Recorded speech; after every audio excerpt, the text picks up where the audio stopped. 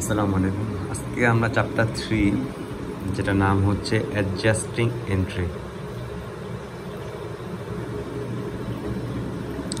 এটা আসলে অনেকেই একটু গলায় ফেলে এবং অনেকের কাছে একটু কঠিন লাগে চ্যাপ্টারটা। সো ইনশাল্লাহ আমি একটু বেসিক কিছু আলোচনা করব, এরপর ইনশাল্লাহ এটা সবার কাছে একটু আশা করি সহজ হবে। তো এটা শেখার আগে আমার আসলে আগে জার্নালটা কমপ্লিটভাবে শিখতে হবে। জার্নাল আমি কেন দিই, কী কারণে দিই, কোন ক্ষেত্রে কী জার্নাল দিই, এই বিষয়গুলো আমাদের কমপ্লিটলি জানা থাকতে হবে, সম্পূর্ণভাবে জানা থাকতে হবে। যদি আমরা সম্পূর্ণভাবে কমপ্লিটলি জানতে পারি তাহলে আমরা এই অ্যাডজাস্টিং এন্ট্রি সম্পর্কে আমাদের একটা সহজে আমরা বুঝতে পারবো আর কি। ঠিক আছে, তো অ্যাডজাস্টিং এন্ট্রির শুরুতে যদি আমি বলি অ্যাডজাস্টিং এন্ট্রিটা কখন হয়। অ্যাডজাস্ট শব্দ অত আমরা বুঝতেই পারি। অ্যাডজাস্ট করা মানে কি, কোনো কিছু করে ফেলছি, সো করার পরে জিনিসটাকে আমরা একটু অ্যাডজাস্ট করা লাগবে আর কি। ঠিক আছে, একটু কোনো ঝামেলা হয়েছে বা কোনো কারণে এটাকে আমাদের অ্যাডজাস্ট করা লাগবে। সো অ্যাডজাস্টিং এন্ট্রিটাও সেম। মনে করে আমরা জার্নাল দিয়ে দিই। জার্নাল আমরা কখন দিই? জার্নাল দিয়ে হচ্ছে আমরা পুরো মাস জুড়ে দিই, তাই না? তো জার্নাল দেওয়ার পরেও লাস্টে কিছু কাজ হয়ে জার্নাল দিলাম, আমরা এরপরে জেনারেল লেজার করে ফেললাম, ট্রায়াল ব্যালেন্স করে ফেললাম, এরপর দেখলাম কি কিছু কিছু জিনিস আমাদের নতুন করে অ্যাড হয়েছে। হ্যাঁ, সো ওই জিনিসটা আমাদের অ্যাডজাস্ট করা লাগবে। তো অ্যাডজাস্টকে আমরা আবার ওই জার্নালে গিয়ে কাটাকাটি করে অ্যাডজাস্ট করবো, সেটা কিন্তু এরকম না, এটা করা যাবে না। সো আমাদের অ্যাডজাস্ট করতে হবে, আলাদাভাবে এন্ট্রি দিতে হবে। এন্ট্রি দিয়ে ওই জার্নালের সাথে আমাদের প্লাস মাইনাস করে আমাদের একটা সলিউশনে আসতে হবে, এরকম টাইপের। এটা হতে প্রথমত অ্যাডজাস্টিং এন্ট্রি একটা উদাহরণ দিলাম আমি, মানে কারণ বললাম কেন করতে হয়। আরেকটা কারণ যদি আমি তোমাদেরকে বলি, ফর এক্সাম্পল অ্যাডজাস্টিং এন্ট্রিটা মূলত এরকমও হয় যে আমি এই মাসের জন্য, এটা কি মাস? সেপ্টেম্বর মাস। এই সেপ্টেম্বর মাসের শুরুতে আমি করলাম কি, ইন্স্যুরেন্স কিনলাম, অথবা আমি প্রিপেড রেন্ট দিলাম। সেপ্টেম্বরের 1 তারিখে আমি প্রিপেড রেন্ট দিছি কয় টাকার? মনে করো আমার বাসা ভাড়া হচ্ছে প্রত্যেক মাসে 10,000 টাকা করে। তো আমি বারো মাসের জন্য আমি 1,20,000 টাকা, অথবা মনে করি 1,000 টাকা করে আমার বাসা ভাড়া। তাই আমি 12 মাসের জন্য আমি 12,000 টাকা আমি প্রিপেড রেন্ট দিছি। প্রিপেড আমি অগ্রিম দিয়ে দিছি, প্রিপেড রেন্ট। তো এটা কি আমার অ্যাসেট, তাই না? আমি জার্নালটা এরকম মাসের 1 তারিখে, সেপ্টেম্বরের 1 তারিখে এরকম একটা জার্নাল দিছি না, যে প্রিপেড রেন্ট ডেবিটে গিয়ে হবে 10,000 টাকা, আর ক্যাশ টাকা আমার কাছ থেকে চলে গেছে, এটা হবে ক্রেডিট। আমি তো এরকম একটা জার্নাল দিতাম মাসের শুরুতে, তাই না? আচ্ছা, মাসের শুরুতে যখন আমি এরকম একটা জার্নাল দিব, এটা তো আমার ভাই, এটা তো আমি যে টাকাটা দিছি এটা তো আমি 12 মাসের জন্য দিছি, 12 মাস, তাই না? এই 10,000 টাকা। কিন্তু এই মাস শেষে আমাকে যদি আমার বস বলে যে তুমি যে মাস শেষে আমাদের কোম্পানির জন্য এই ফ্ল্যাটটা ভাড়া নিছো, মাস শেষে আমি তো 12 মাসের জন্য দিয়ে দিছি, বাট এই মাসে যখন আমি হিসাব দেখাবো বস এই মাসে আমাদের কত খরচ হয়েছে, তখন যদি আমি এই 12 মাসের টাকাটা দেখাই দিই, এটা কিন্তু অ্যাকাউন্টিং বলে না। অ্যাকাউন্টিং বলে তুমি 12 মাসের টাকা 12 মাসে দেখাবা আস্তে আস্তে। যে তুমি 12 মাসের জন্য নিচ্ছ, প্রত্যেক মাসে আলাদা আলাদা করে দেখাবা, ঠিক আছে? কারণ এক মাসে তুমি 12,000 টাকা যদি দেখায় দাও, এটা তোমার বিজনেসের জন্য একটা বড় একটা লস টাইপের আশা করতে পারে। এক্সপেন্স দেখো তুমি 12,000 টাকা দেখায় দিচ্ছ, ঠিক আছে, এটা একদিক দিয়ে আমার এক্সপেন্স না, এটা একদিক দিয়ে হচ্ছে আমার কি বলে অ্যাসেট হিসেবে আছে। বাট অ্যাসেট হিসেবে জাস্ট, ঠিক আছে, এটা ভুল হয়েছে আমার। সাপোজ মনে করো এটা অ্যাসেট হিসেবে আছে, 10,000 টাকা আমি অ্যাসেট হিসেবে রেখেছি, কারণ এটা আমি অ্যাসেট হিসেবে দিছি। প্রিপেড রেন্ট আমি ডেবিট করছি, কেন? এটা আমার অ্যাসেট, ওকে। ক্যাশ টাকা চলে গেছে 10,000 টাকা, এটা আমার জন্য একটা লস টাইপের। যাই হোক, তারপর আমি এটা চিন্তা করলাম, আমি এটা অ্যাসেট হিসেবে ধরে রাখলাম, এটাকে আমি অ্যাসেট ধরলাম। বাট যখন এই সেপ্টেম্বর মাসটা শেষ হয়ে যাবে, সেপ্টেম্বর মাসের যখন 30 তারিখ চলে আসবে সেপ্টেম্বর মাসের, তখন আমার বসকে তখন যদি আমি বলি যে আমার অ্যাসেট এখনও 10,000 টাকা আছে, এটা কি যুক্তিযুক্ত হবে? আমি একটা মাস এই বাসায় থাকছি, তাহলে কি আমার 1,000 টাকা এখান থেকে কমে যাওয়া উচিত না? 1000 টাকা আমি খরচ করে ফেলছি না? খরচ করা কি এক্সপেন্স করে ফেলছি না 1000 টাকা? জাস্ট চিন্তা করো। আগে সব কথা বাদ দাও, আমি আবার বলি, আমি 12 মাসের জন্য আমার কোম্পানির জন্য আমি এই ফ্ল্যাটটা নিছি। এই ফ্ল্যাটের মধ্যে আমি 10,000 টাকা 12 মাস তো 12,000 টাকা, সরি 12,000 টাকা আমি ভাড়া দিলাম। তো প্রত্যেক মাসে 1000 টাকা করে, তো আমি 12 মাসের জন্য 12,000 টাকা দিলাম। তো আমি এটাকে বললাম এটা হচ্ছে আমার প্রিপেড রেন্ট, মানে কি আমার অ্যাসেট আছে এখনও 12,000 টাকা, বাট ক্যাশ চলে গেছে, ঠিক আছে, বাট আমার অ্যাসেট আছে 12,000 টাকা, তাই না? সো এখন মাস শেষটা হইলে একটা মাস, এটা তো 1 তারিখের জার্নাল, 1 তারিখ সেপ্টেম্বর 30 তারিখ যখন যাবে তখনও যদি আমি বলি আমার এখনও 12,000 টাকা অ্যাসেট আছে, এটা কি যুক্তিযুক্ত হলো না? তখন আমার অ্যাসেট কিন্তু 1,000 টাকা কমাতে হবে না? কেননা আমার এই পুরা মাসটা আমি চালায় ফেলছি, এই পুরা মাসটা আমার খরচ হয়ে গেছে, এই পুরা মাসটা আমি এই বাসায় ছিলাম, তো আমার 1,000 টাকার এক্সপেন্স দেখাতে হবে আমার বাসা ভাড়া হিসেবে। তখন আমি কীভাবে দেখাবো 1,000 টাকার এক্সপেন্স? তখন আমাকে আলাদা করে অ্যাডজাস্ট করা লাগবে এটার সাথে। কেননা আমি যখন লেজার করবো তখন তো আমার 12,000 টাকা দেখাবে না?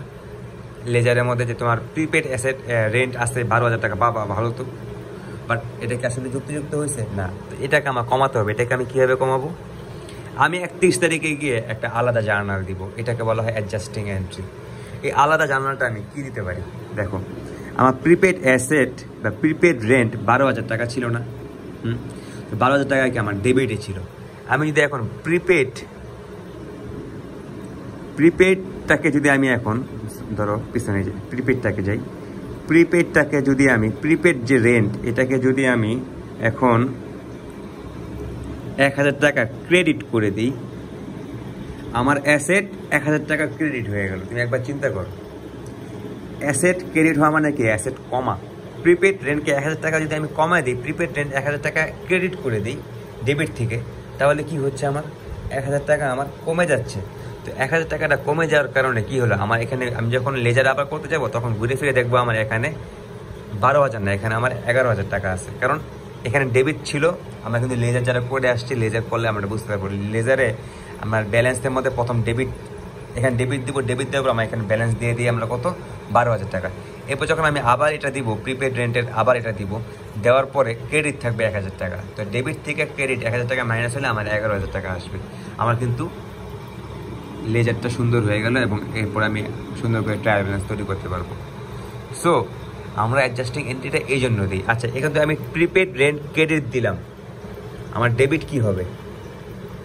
প্রশ্ন জাগে তো একটা মনের মধ্যে, যে কারণ আমরা শিখে আসছি অ্যাকাউন্টিংয়ের ডাবল এন্ট্রি সিস্টেম। তো আমি প্রিপেড রেন্ট ক্রেডিট দিয়ে দিলাম 1,000 টাকা, আমি এখন ডেবিট কি দিব? ডেবিট কি আমি দিতে পারি না? Rent expense. আমার সেপ্টেম্বর মাসে রেন্ট এক্সপেন্স হচ্ছে 1,000 টাকা। এক্সপেন্স বাড়লে ডেবিট হয়, আমরা সবাই জানি। সো আমার এক্সপেন্স হয়েছে 1,000 টাকা, আর আমার প্রিপেড রেন্ট কমছে, ক্রেডিট হয়ে 1,000 টাকা। সো ঘুরে ফিরে আমার কিন্তু 11,000 টাকায় অ্যাডজাস্টিং এন্ট্রি হয়ে গেল, আমার কিন্তু কোনো কাটাকাটি করার লাগতেছে না। এইটাই শিখাই হচ্ছে অ্যাডজাস্টিং এন্ট্রি। অ্যাকাউন্টিংয়ের সিস্টেমটাই এরকম। আমি আশা করি বুঝতে পারছি অ্যাডজাস্টিং এন্ট্রিটা কী, বাস্তব জীবনে অ্যাপ্লাই করে।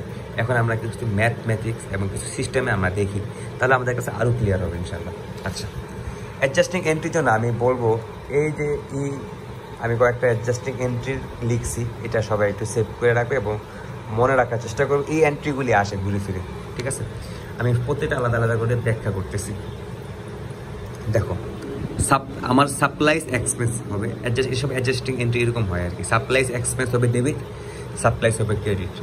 এখন দেখো, supply expense debit, supplies credit কীভাবে হয়? আমি একটা বাস্তব জীবনের উদাহরণ দিই। সাপ্লাইজ এক্সপেন্স কেন? আচ্ছা, প্রথম এটা তো অ্যাডজাস্টিং এন্ট্রি, বাট আসল যে জার্নাল এন্ট্রিটা ছিল আমার, হ্যাঁ, আসল জার্নাল এন্ট্রিতে আমি কেমন এন্ট্রি দিতে পারতাম? কেমন এন্ট্রি ছিল আমার আসল জার্নালে? হয়তো এরকম একটা এন্ট্রি ছিল যে সাপ্লাইজ, আমার কাছে সাপ্লাইজ হিসেবে সাপ্লাইজ আসছে আমার সাপ্লাইজ কি আমরা অবশ্যই জানি অ্যাসেট সাপ্লাইজ ডেবিট। মনে করো 1,000 টাকা সাপ্লাইজ ছিল, 1,000 টাকা ডেবিটে গেছে, এবং আমরা মনে করো ক্যাশ টাকাটা কিনছিলাম, সাপ্লাইজটা যেমন ক্যাশ টাকাকে আমরা ক্রেডিট করে দিয়েছিলাম হয়তো 1,000 টাকা।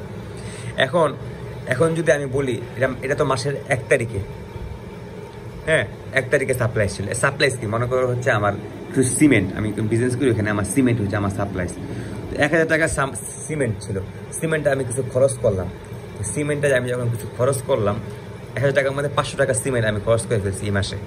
তো এই মাসের লাস্টে আমার অ্যাডজাস্টিং এন্ট্রিতে দেখানো লাগবে যে বাবা আমি তো কিনছিলাম 1000 টাকা সাপ্লাইজ অ্যাসেট, বাট আমার সাপ্লাইজ এক্সপেন্স হয়েছে কয় টাকার?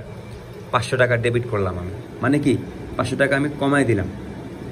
এবং আমার সাপ্লাইজ যে ছিল, আমার কি সাপ্লাইজ ছিল না, এই যে সাপ্লাইজ 1000 টাকা, আমি যদি সাপ্লাইজ এখন ক্রেডিট করে দিই 500 টাকা, তাহলে তো ঘুরে ফেলে প্লাস মাইনাস করে আমার 500 টাকা কমে যাচ্ছে। সো আমার অ্যাডজাস্টিং এন্ট্রিটা এইভাবে হয়। আচ্ছা, এরপর দেখো ইন্স্যুরেন্স এক্সপেন্স এবং প্রিপেড ইন্স্যুরেন্স এক্সপেন্সকে আমরা ডেবিট করবো, প্রিপেড ইন্স্যুরেন্সকে আমরা ক্রেডিট করবো।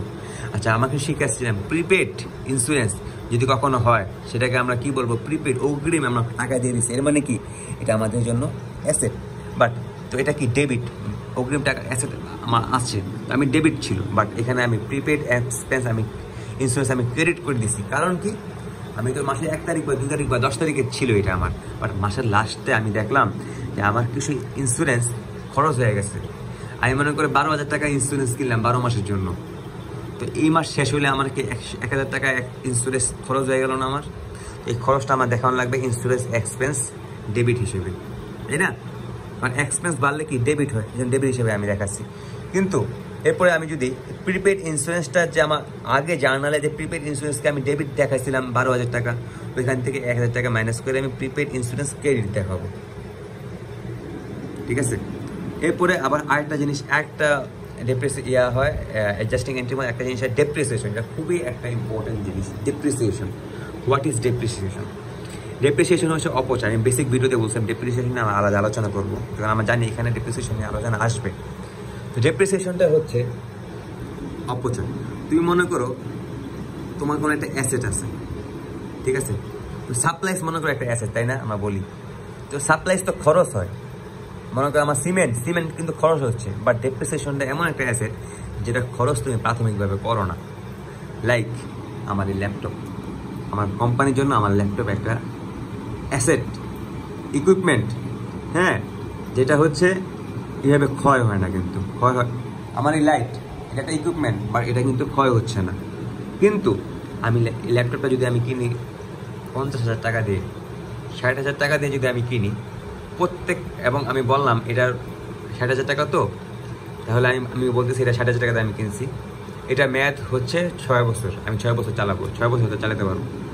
6 বছর 60,000 টাকা, প্রত্যেক মাসে খরচ হবে 12 কত টাকা করে? 60,000 টাকা 6 বছর হয়, তাহলে প্রত্যেক মাসে আমার 8,000 টাকা সামথিং খরচ হবে। বা আমি যদি বলি যে আমার এই ল্যাপটপটা আমি কিনছি হচ্ছে 72,000 টাকা দিয়ে, ঠিক আছে? আমি যদি বলি আমার ল্যাপটপটা আমি কিনছি 72,000 টাকা দিয়ে, তাহলে প্রত্যেক মাসে হচ্ছে আমার এটা খরচ হচ্ছে 1,000 টাকা করে, আমার এটা ডেপ্রিসিয়েশন হচ্ছে 6 বছরের জন্য। 6 বছরের জন্য হচ্ছে 72,000 টাকা দিয়ে আমি কিনছি। তো দেখো একটা জিনিস চিন্তা করে দেখো, 6 বছর, আমি যদি এখানে হিসাব দেখাই,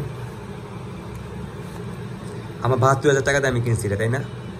72,000 টাকা, 6 বছরে মাস হয় কয়টা?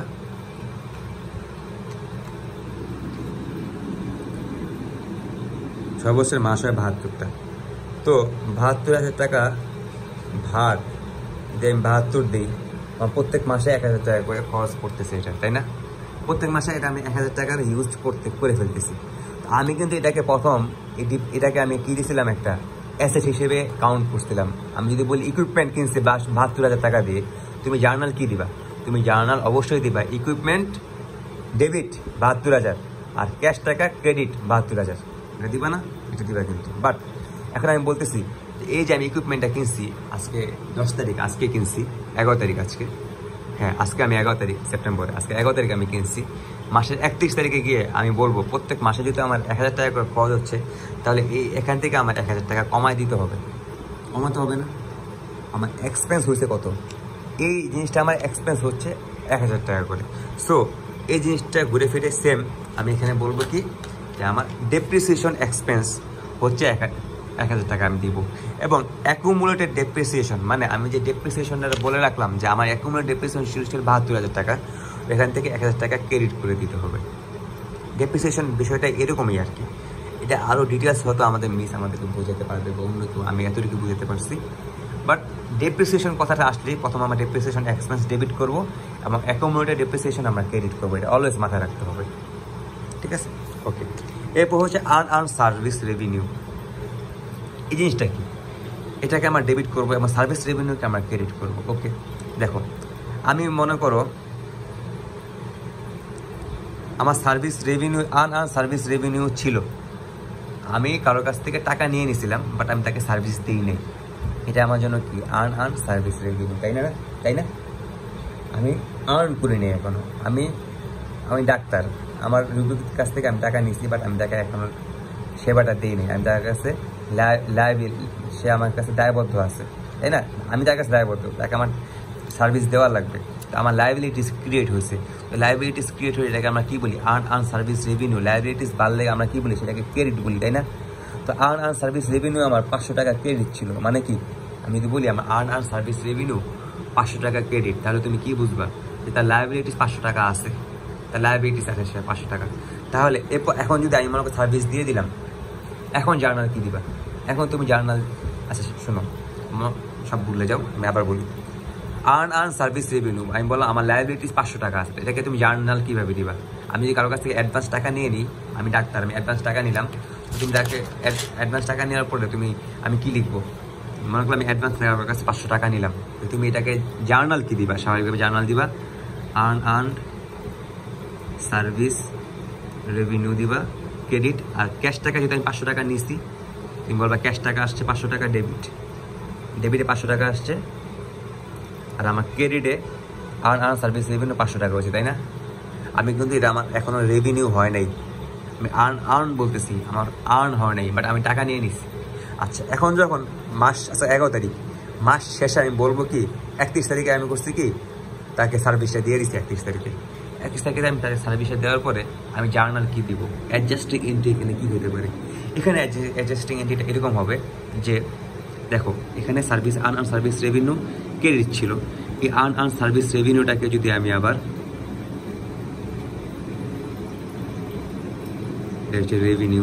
রেভিনিউ এটাকে আমি যদি এখন ডেবিট করে দিই, ডেবিট 500 টাকা করে দিলাম, ডিআর ডেবিট করে দিলাম 500, তাহলে কি প্লাস মাইনাস হয়ে কাটাকাটি হয়ে গেল। এবং আমি ক্রেডিট কী দিতে পারি? আমি ক্রেডিট কি দিতে পারি না? সার্ভিস রেভিনিউ আমি ক্রেডিট দিলাম 500 টাকা। কেননা আমরা জানি সার্ভিস রেভিনিউ যদি হয় তাহলে আমরা রেভিনিউ বাড়লে আমরা ক্রেডিট দিই, কমলে ডেবিট দিই। আমার রেভিনিউ হয়েছে, এখন আমি ক্রেডিট দিলাম। দেখো আমি কীভাবে অ্যাডজাস্টিং এন্ট্রিটা করলাম এখানে, বুঝতে পারছো? সো এই জন্য আমি বললাম যে কখন যদি এরকম হয় যে বলে যে আর্ন সার্ভিস রেভিনিউ ছিল, সার্ভিস রেভিনিউ থেকে আর্ন করে ফেলছে, তা আর্ন করে মানে কি? আর্ন করে ফেলা মানে কি? আমার সার্ভিস রেভিনিউ হয়েছে, সার্ভিস রেভিনিউ হলে ক্রেডিট হয়, আর ডেবিট দিয়ে করে এটা আর্ন রেভিনিউ, আগে আমার ক্রেডিট ছিল, লাইবিলিটিসটা আমি কমা দিয়ে ডেবিট করে দিব, ঠিক আছে? এটাই হচ্ছে মূলত আর্ন সার্ভিস রেভিনিউ। এরপর অ্যাকাউন্ট রিসিভেবল, আচ্ছা এটা অনেক আগে লিখছিলাম আমি, এই জন্য এই জিনিসটা আমি বুঝি না দেখে লিখছিলাম, যাই হোক এটা আমরা আগেও শিখছি যে যদি আমাদের সার্ভিস দিই, আমি সার্ভিস দেওয়ার পর কেউ আমাকে টাকা দিল না, টাকা না দেওয়ার পরে আমি কি লিখবো? স্বাভাবিক আমি সার্ভিস দিলাম অন অ্যাকাউন্টে, আমি ডাক্তার, আমি সার্ভিস দিলাম, সে বলে আমি কাকে টাকা দেবো, আজকে আমি কি লিখবো? অ্যাকাউন্ট রিসিভেবল ডেবিট আমার অ্যাসেট, আর কি দেবো? সার্ভিস রেভিনিউ দিব, কারণ ক্যাশ তো আমি দিতে পারবো না, ক্যাশ টাকা আমার আসে নাই, তো এটা আমি এরকমই দেবো ঘুরে ফিরে। সো এটা হচ্ছে সাধারণ জার্নালের মতো। আচ্ছা, ইন্টারেস্ট এক্সপেন্স এবং ইন্টারেস্ট পেয়েবল, এই দুটার মধ্যে আমাদের একটু জানতে হবে কি ইন্টারেস্ট এক্সপেন্স বলা হয়। ইন্টারেস্ট এক্সপেন্স আর ইন্টারেস্ট পেয়েবল। ওকে, আমি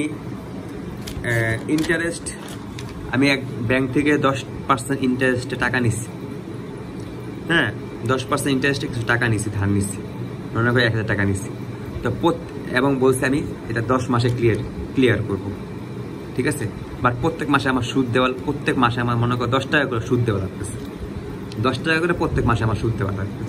সো এই যে এটা সেপ্টেম্বর মাসে আমার 10 টাকা সুদ দেওয়া লাগবে, বা সুদটা আমি এখনও 1 তারিখে দেওয়া লাগবে, বাট আমি এখনও সুদটা দেই নি, বা 31 তারিখে দেওয়া লাগবে, আমি এখনও সুদটা দেই নি, 31 তারিখে সুদ দেওয়া লাগবে, আমি সুদটা দিই না 10 টাকা। সো আমি এখন কি দিব, ইন্টারেস্ট কিন্তু আমাকে কিন্তু সুদ দেই নেই, আমি এখনো সুদটা কিন্তু আমি টাকা দিই নেই, আমি বলছি পরে দিব সুদ, আমি এখন দিই নেই। বাট আমার আগেই বলছিলাম, বেসিক ভিডিওতে আমি বলছিলাম যে আমাদের অ্যাক্রুয়াল বেসিস অফ অ্যাকাউন্টিংয়ের নিয়ম অনুযায়ী আমাদের মাস্ট একটা কাজ করা লাগবে, সেটা হচ্ছে আমাদের মানে টাকা যাক বা না যাক, সার্ভিস দেই মানে সার্ভিস দিছি, টাকা পাই বা না পাই, আমি ইন্টারেস্টের সময় হয়ে গেছে, স্যালারি দেই বা না দিই, আমার সেটা অ্যাকাউন্টিংয়ে তুলতে হবে, জার্নাল দিতে হবে সেটাকে আমার, ঠিক আছে, সেটা আমার আইডেন্টিফাই করতে হবে, রিকগনিশন করতে হবে। সো আমি কি দিতে পারি না ইন্টারেস্ট, একটি সাথে আমি বললাম ইন্টারেস্ট এক্সপেন্স হিসেবে আমার 10 টাকা ডেবিট হলো, এবং ইন্টারেস্টটা তো আমি দিই নি, তাই না, এটা আমার পেয়েবল না, আমার ভবিষ্যতে দেওয়া লাগবে, আমরা অ্যাকাউন্ট পেয়েবল বলি, মানে কি ভবিষ্যতে টাকাটা দেওয়া লাগবে, এটা কিন্তু কোনোরূপভাবে ইন্টারেস্ট পেয়েবল, আমার টাকাটা দেওয়া লাগবে, ইন্টারেস্ট পেয়েবল। তো ইন্টারেস্ট পেয়েবল কি লায়াবিলিটিস বাড়লে আমরা কি বলি, ক্রেডিট বলি, তাই না, তো লায়াবিলিটিস 10 টাকা, জিনিসটা বুঝতে পারছো, ইন্টারেস্ট এক্সপেন্স এবং ইন্টারেস্ট পেয়েবল জিনিসটা কি, ম্যাথ আসলে আরও ক্লিয়ার হবে। বাট এগুলি হচ্ছে এরকম, এই জিনিসগুলি হচ্ছে জার্নাল এরকম হয় আর কি, অ্যাডজাস্টিং এন্ট্রি। সো এই জন্য আমি শিখাচ্ছি, মানে ডিটেলসে বলতেছি, আমাদের এরকম ডিটেলসে কেউ শিখায় নাই, মানে আমাকে কেউ শিখায় নাই, আমাকে একজন শিখাইছে, যাই হোক তার কাছ থেকে আমি শিখছি, এবং সে আমাকে বলছে এই জিনিসগুলি এইভাবে হয়, বাট ক্লাসে এরকম করে শিখায় নেই। আচ্ছা যাই হোক, আসলে শেখানোর জন্য টাইম লাগে, আলাদা টাইম লাগে, একটা ক্লাস, আমাদের ক্লাস থাকেই বা কয়টা, মিস কী হবে চেষ্টা করবেন, তারপর মিস খুব ভালো করে ক্লাসে আমাদেরকে ম্যাথ করিয়ে বুঝাইছে, বাট আমি আলাদা করে এই জিনিসগুলো বুঝাচ্ছি, ঠিক আছে। ওকে, এটা ইন্টারেস্ট এক্সপেন্স চলে গেল, এরপর আমরা আসি স্যালারি এক্সপেন্স। দেখো আমার মাসের 31 তারিখে আমার স্যালারি দেওয়ার কথা, বাট আমি বলতেছি আমি স্যালারিটা এখন দিতে পারবো না, স্যালারিটা আমি সামনের মাসে দিব, অক্টোবরে দিব, অক্টোবরে 5 তারিখে মনে করে দিব। বাট এই মাসের শেষে তো আমার লিখতে হবে যে আমার স্যালারির সময় হয়ে গেছে স্যালারি দেওয়ার, তো আমার লিখতে হবে কি স্যালারি এক্সপেন্স, 5,000 টাকা স্যালারি ছিল, স্যালারি এক্সপেন্স দিলাম, এবং স্যালারি পেয়েবল, স্যালারিটা আমার ভবিষ্যতে দেওয়া লাগবে, এই জন্য এটাকে আমি স্যালারি পেয়েবল চলে গেলাম, জিনিসটা আমি আশা করি বুঝতে পারছি।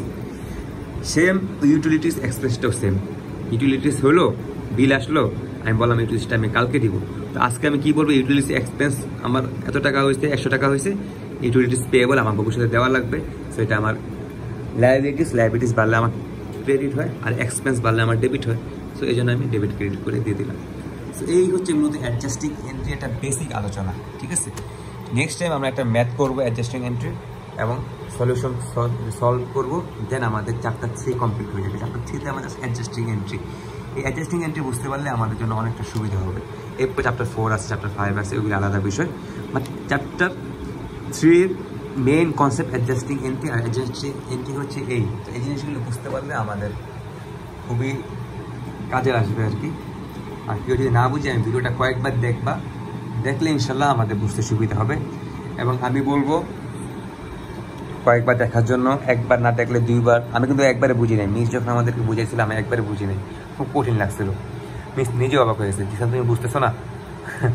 দেন কয়েকদিন গ্যাপ ছিল, এই গ্যাপের মধ্যে অনেক জায়গায় ট্রাই করছি, একজনের কাছে বুঝছি, তারপরে কষ্ট হয়েছে, দেন আস্তে আস্তে প্র্যাকটিস করছি আমি, মিস যে কয়টা এক্সাম্পল দিচ্ছি 4-5টা সবগুলো আমি প্র্যাকটিস করছি, দেন আমার কাছে অ্যাডজাস্টিং এন্ট্রি সহজ হয়ে গেছে, পানির মতো হয়ে গেছে আলহামদুলিল্লাহ এখন।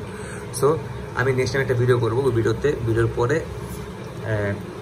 নিজেরা প্র্যাকটিস করলে বাসায়, এবং আমার ভিডিও কয়েকবার দেখলে আশা করি সবাই ক্লিয়ার হবে। ধন্যবাদ, আসসালামু আলাইকুম।